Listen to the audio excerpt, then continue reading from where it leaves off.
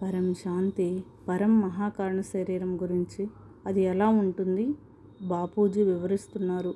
మనం దీపంలో నూనె వేసి సన్నటి దూది ఒత్తిని వేసి దీపం వెలిగిస్తాం.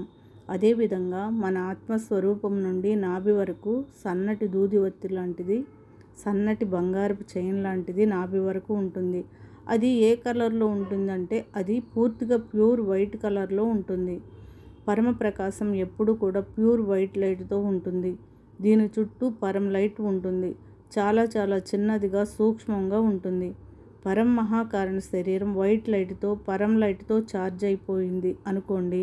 కానీ విజువలైజేషన్ కాకుండా ఆత్మస్వరూపంలో పవర్ తీసుకుని ఛార్జ్ చేసుకుంటే ఛార్జ్ అవుతుంది. కేవలం విజువలైజేషన్ ద్వారా ఛార్జ్ అవ్వదు.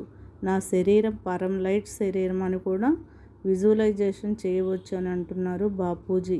పరం శాంతి.